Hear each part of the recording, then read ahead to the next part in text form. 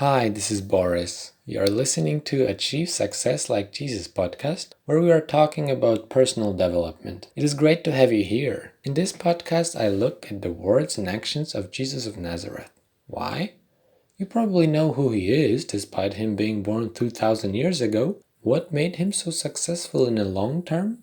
That's what I'm looking at. Whatever your worldview is, if you want to get better at something, this podcast is for you.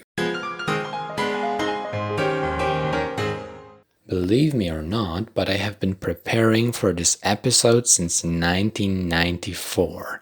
I was practicing every day to provide you with the best content possible.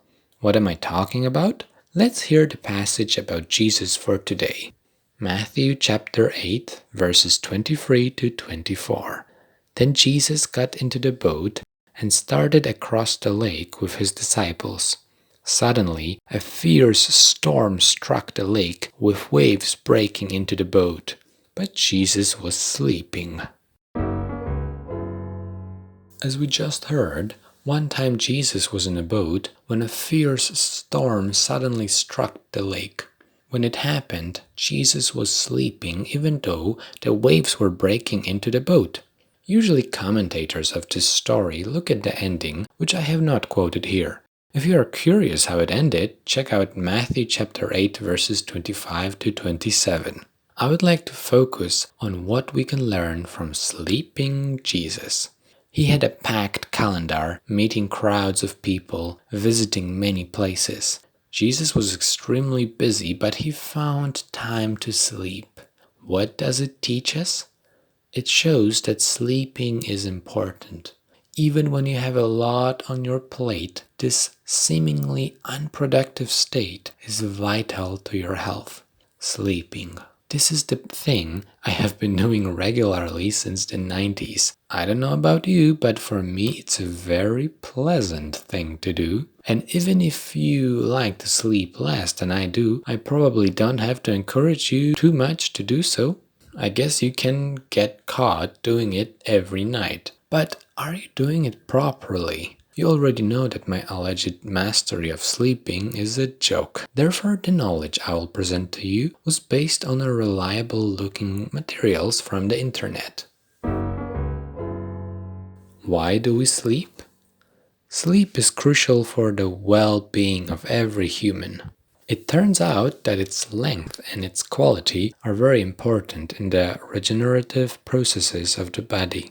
This is definitely not a waste of time.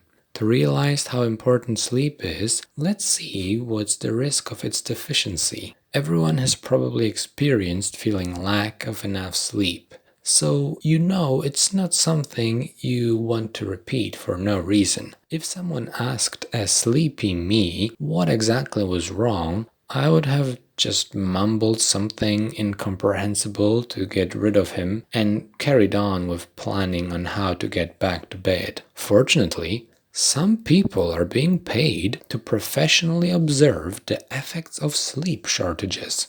They're called scientists. Let's see what conclusions they reached. Well, lack of sleep is definitely influencing our minds in a bad way. Sleepy people have trouble remembering what they have learned, suffer from mood swings, make bad decisions. Also, such people are more nervous, they get irritated more easily, and they stress faster. Moreover, people struggling with insomnia are more likely to suffer from psychosis and anxiety disorders. In their case, the risk of depression is 4 times higher than usually.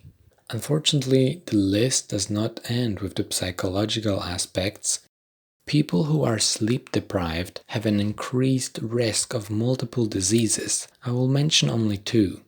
Diabetes. Research has shown that not getting enough sleep leads to a decrease in tissue sensitivity to insulin. This increases the risk of developing type 2 diabetes. Obesity becomes another high-risk disease. Too little sleep disturbs the production of ghrelin and leptin hormones, which increases appetite. As a result, a sleepy person eats more and moves less. How much time should you sleep? In my opinion, this is a very important question to ask yourself. Various things, but especially electronic devices such as smartphone, laptop, TV screen, can be so addicting. Sleeping seems like an unnecessary burden that can be cut to the minimum without consequences. The reality is completely different. A healthy amount of sleep is different for everybody, but in general, adults need 7 to 9 hours of sleep per day. How to get a good night's sleep? Some tips for you. They may seem obvious, but I personally find such reminders helpful to stay on a healthy track. You should eat the last meal not later than 2 or 3 hours before going to sleep. Alcohol and caffeine won't help you fall asleep. Exercise is good for problems with sleeping as long as it is completed at least 4 hours before bedtime. It is also important to have a comfortable pillow and an appropriate mattress tailored to your needs. Another tip would be to remember to ventilate the room and minimize all noise and light sources.